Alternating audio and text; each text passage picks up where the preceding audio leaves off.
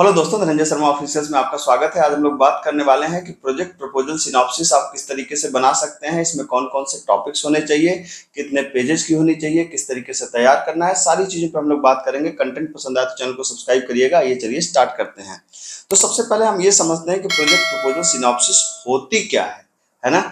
तो project proposal synopsis बिल्कुल मतलब इसको सिंपल में सिनॉप्सिस बोलूंगा तो सिनॉप्सिस मतलब क्या, एक इनिशियल प्रपोजल जो आप अपने गाइड को बताते हैं कि साहब मैं ये प्रोजेक्ट करने वाला हूं। याद रखिए ये इनिशियल प्रपोजल है, ये फाइनल नहीं है। ठीक है, ये एक्सेप्ट भी हो सकता है और रिजेक्ट भी हो सकता है। मतलब आपने एक तरीके से आप एक कंसाइज समरी आप बताना चाहते हैं कि सर ये मेरा प्रोजेक्ट है, मैं इस पे काम करना चाहता हूं। ठीक है, अब इससे क्या होता है कि गाइड को एक जो हमारे स्टेक होल्डर्स हैं, मतलब ऐसे समझिए कि जो आपके गाइड हैं उनको एक जनरली एक क्विकली एक आइडिया मिल जाता है कि आप कौन सा प्रोजेक्ट बनाने जा रहे हैं, इस प्रोजेक्ट में क्या क्या चीजें होंगी, वो सब कुछ जान जाते हैं और उसके बाद वो उस पर डिसीजन लेते हैं। तो इसका मतलब सिनॉप्सिस एक इनिशियल प्रपोजल है। हो सकता है कि आपका गाइड कहे कि इसको अपडेट करके लाइए, इसको चेंज करके लाइए, ये ठीक नहीं है, ऐसा करके लाइए। वो ऐसा क्यों कहेंगे? क्योंकि उनके पास इस तरीके का पहले का अनुभव होगा, उन्होंने प्रोजेक्ट बनाया और बनवाया होगा। ठीक है, तो जो सिनॉप्सिस है वो एक इनिशियल प्रपोजल है, वो एक्सेप्ट भी हो सकती है, रिजेक्ट भी हो सकती है, डिपेंड्स कि आपका आइडिया कैसा है, आपने किस तरीके से उसको रिप्रेजेंट किया है। ठीक है, अब बात आती है कि उसको शुरुआत कैसे करेंगे। तो सबसे पहले तो भाई साहब आप फ्रंट पेज लगाइए, यहाँ पे अपने कॉलेज का नाम लिख दीजिए, फिर आप कॉलेज का एड्रेस लिख दीजिए, उसके बाद ये सिंपल ऐसे रहने दीजिए, फिर प्रोजेक्ट का टॉपिक लिख दीजिए, फिर under the guidance of guide name, अगर को गाइड है तो को गाइड का भी नाम लिख दीजिए, और जितने भी लोगों का ग्रुप है ग्रुप का यहाँ पे सबका रोल नंबर और नाम सबका लिख दीजिए एक तरीके से। ठीक है, तो एक सबसे पहले आपको क्या क्रिएट करना है, एक फ्रंट पेज क्रिएट करना है। एक पेज तो आपका फ्रंट पेज ही हो गया। ठीक है, उसके बाद आपको क्या करना है, आप सबसे पहले आपको लिखना है प्रोजेक्ट का टाइटल। आपने क्या टाइटल चूज किया है कि किस मतलब आपके जो प्रोजेक्ट बना रहे हैं, जिस भी प्रोजेक्ट को आप बना रहे हैं उसका टाइटल क्या होगा। मान लीजिए कि कई बार क्या होता है कि कोई जरूरी नहीं है, जैसे मान लीजिए कि आप स्कूल के लिए कोई वेबसाइट बना रहे हैं या सॉफ्टवेयर बना रहे हैं, तो जरूरी नहीं कि आप इसका नाम स्कूल मैनेजमेंट सिस्टम रखें, है ना। उसका नाम आप कुछ भी रख सकते हैं, आप जो मन करे आपका रख सकते हैं। ठीक है, तो वो जो टाइटल होगी वो टाइटल आपके प्रोजेक्ट को रिफ्लेक्ट करेगा। तो टाइटल थोड़ा अट्रैक्टिव होना चाहिए, याद रखिए, इसको थोड़ा सा सोचिए विचारिए और थोड़ा सा यूनिक टाइप का out of the box title रखिए। उसका काम बाद में डिफाइन करिएगा, मतलब टाइटल सुनकर किसी को एकदम एक बार में अंदाजा न लगे कि आप क्या काम कर रहे हैं। ठीक है, तो जैसे आप टाइटल को चूज करिए अपने काम के हिसाब से, रिलेटेड भी होना चाहिए, बिल्कुल आउट ऑफ द बॉक्स ना हो कि कर रहे हैं ए बता रहे हैं बी। ठीक, तो ये हो गया आपको प्रोजेक्ट का टाइटल। ठीक, अब क्या है, उसके बाद आपके अपने प्रोजेक्ट के बारे में, जैसे जिस भी एरिया में आप काम करने जा रहे हैं उसका आपको इंट्रोडक्शन देना होता है कि भाई मान लीजिए कि आप किसी होटल के लिए सॉफ्टवेयर बना रहे हैं, तो आप होटल का सॉफ्टवेयर की क्या जरूरत है, मतलब ये क्या है, क्यों इस्तेमाल होगा, मतलब एक बेसिक आइडिया आप बताते हैं कि भाई जिस एरिया पे, देखिए कई बार क्या होता है कि हम लोग जैसे being a computer science student क्या होता है कि मैं तो कंप्यूटर साइंस का हूँ, लेकिन मैं नहीं जानता कि एक अकाउंट वाली फर्म किस तरीके से काम करती है। तो हमको पहले बताना होता है कि अकाउंट की फर्म है, इसमें इस तरीके से होता है, ये डेबिट होता है, क्रेडिट होता है, लेजर वाउचर मेंटेन होता है, मतलब आपको उसके बारे में एक ब्रीफ इंट्रोडक्शन देना होगा। इसको मिनिमम आपको एक पैराग्राफ, मतलब मिनिमम दो पैराग्राफ, मैक्सिमम एक पेज से ज्यादा आपको नहीं लिखना है। ठीक है, तो दो तीन पैराग्राफ बहुत है इंट्रोडक्शन के लिए।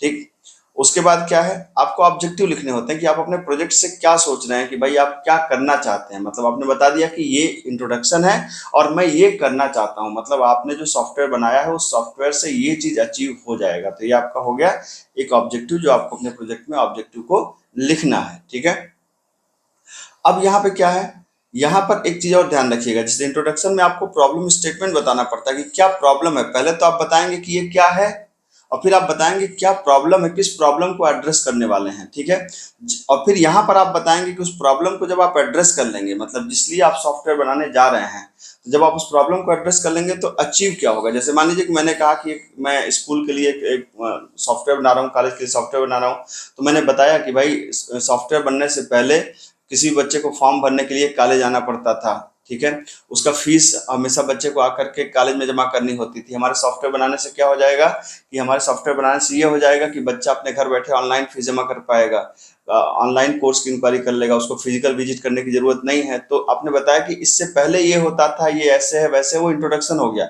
लेकिन बनाने के बाद क्या हो जाएगा, ये आपका हो जाएगा ऑब्जेक्टिव, कि आप क्या अचीव करना चाहते हैं अपने प्रोजेक्ट से, जो भी प्रोजेक्ट आपने चुना है। ठीक, उसके बाद क्या है, अब स्कोप का मतलब है कि जैसे मैंने आपको बताया था पहले भी कि यहाँ पर आप बाउंड्री तय करिए, प्रोजेक्ट की बाउंड्री, कि प्रोजेक्ट में क्या होगा क्या नहीं होगा। ठीक है, क्योंकि देखिए जैसे आप अभी तो आप एकेडमिक पर्पज से प्रोजेक्ट बना रहे हैं, लेकिन कमर्शियल पर्पज से प्रोजेक्ट में बहुत मायने रखता है। क्यों?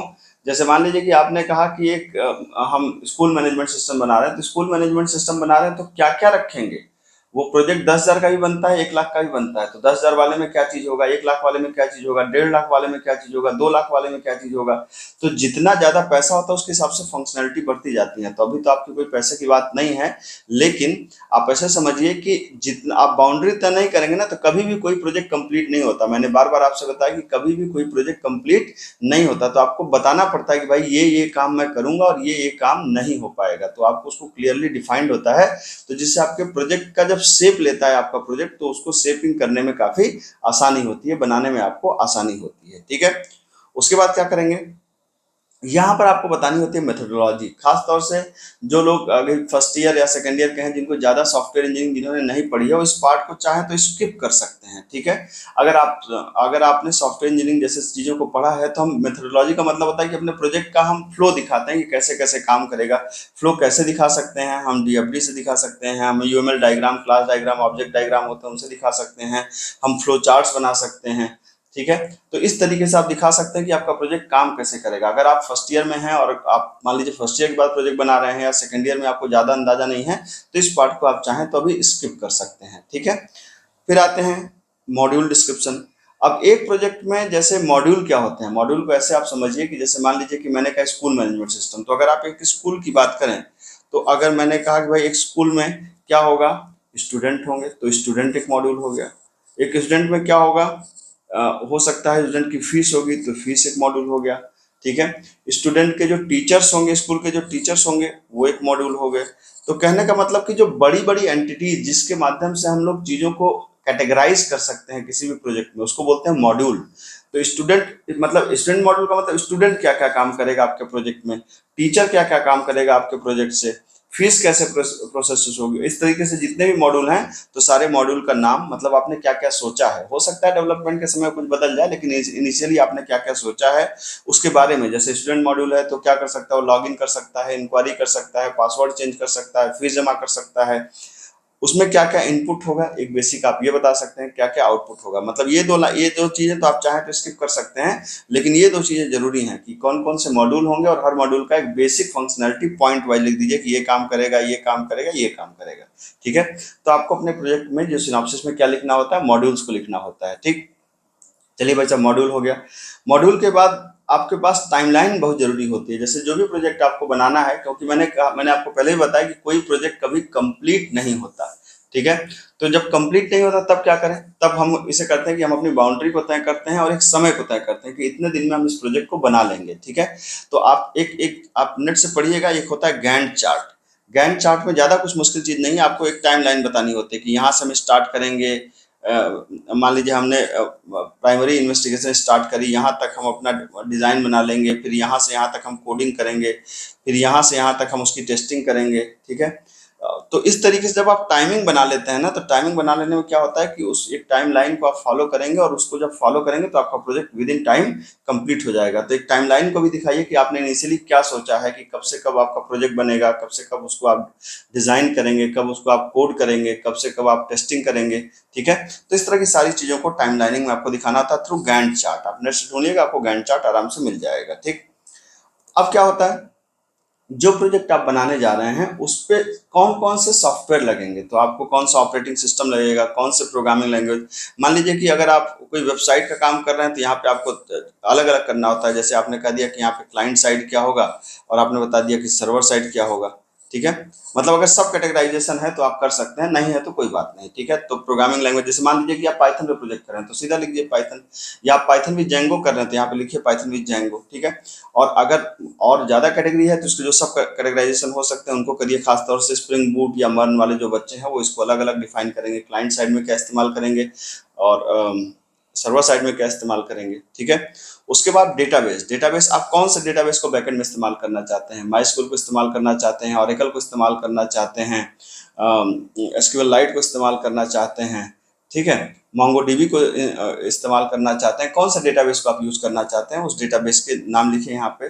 फिर हार्डवेयर रिक्वायरमेंट में आपका जो प्रोजेक्ट बनेगा उसको रन करने के लिए कितनी रैम चाहिए, मिनिमम रैम चाहिए। यहाँ पे लिखा जाता है minimum hardware requirement, minimum software requirement, मतलब मिनिमम कितने हार्डवेयर सॉफ्टवेयर पे आपका प्रोजेक्ट रन कर जाएगा, ठीक है। कितनी सेकेंडरी स्टोरेज लेगा, मतलब आपका प्रोजेक्ट कितने MB का है, 100 MB, 200 MB, 500 MB, 1 GB, कितना स्पेस लेगा मेमोरी में, आपको ये यहाँ पे बताना होता है। तो ये भाई साहब आपकी रैम हो गई, ये आपका स्टोरेज हो गया, ठीक है। यहाँ पे आपने इन चीज़ों को दे दिया। अब क्या करेंगे, फ्यूचर स्कोप।